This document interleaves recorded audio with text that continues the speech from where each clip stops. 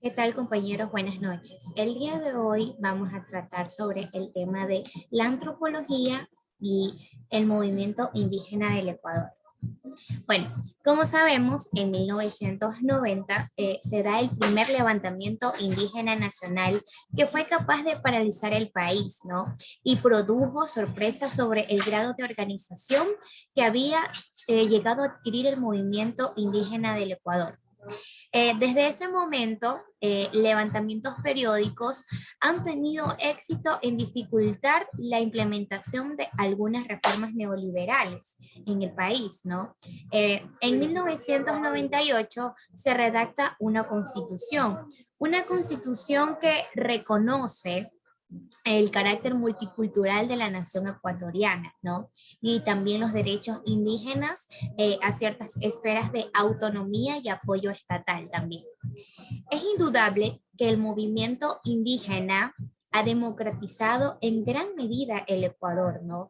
Dando lugar junto con otros procesos socioeconómicos a la formación de una clase media indígena. Esta también ha tenido, por decirlo así, sus limitaciones, como han señalado sus críticos. ¿Cómo es que el nivel de vida en las comunidades no ha mejorado sustancialmente, ¿no?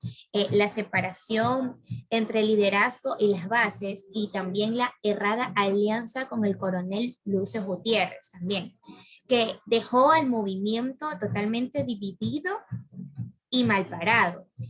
La división personalista entre los liderazgos regionales o locales, la falta de lucha para la creación de leyes secundarias que ayuden a que los derechos constitucionales de los pueblos indígenas también se implementen en la práctica y en algunos otros factores, ¿no? Eh, una pregunta que nos hacemos es, ¿cómo lo han interpretado los antropólogos este proceso y cómo han intervenido en él, ¿no? Pues bueno, pues se ha dicho que el primer levantamiento indígena tomó a los analistas por sorpresa. Sin embargo, se puede rastrear en el trabajo antropológico de los 80 todo un énfasis en la historia de las formas de resistencia indígena.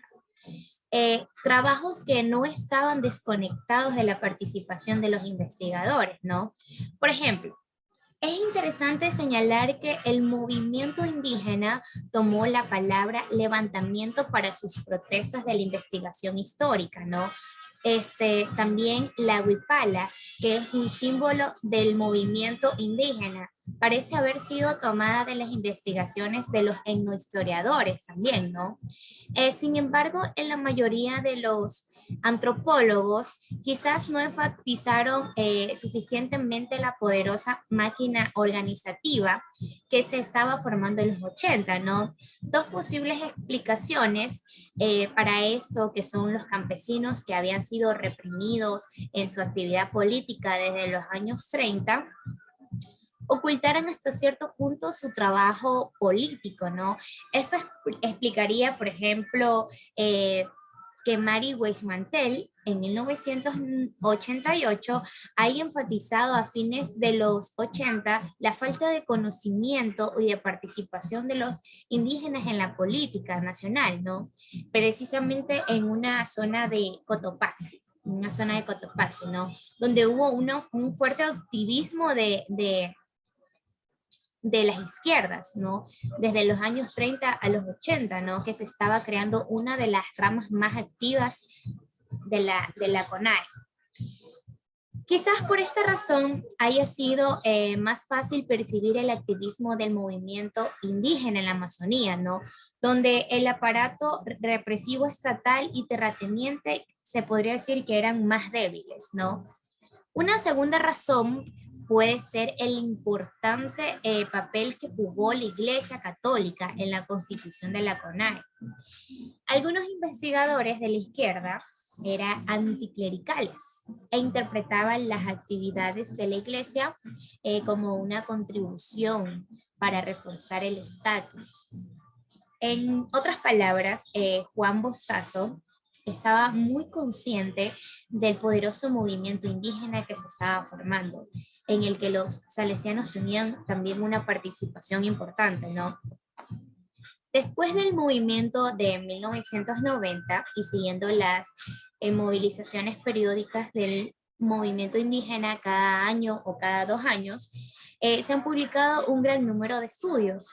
Estos estudios han sido caracterizados por niveles desiguales de análisis, ¿no? Reflejan una importante característica de las ciencias sociales en Ecuador. Muchos son estudios de coyuntura. Existen 3 libros influyentes sobre el movimiento indígena y en su mayoría han sido indios, ¿no?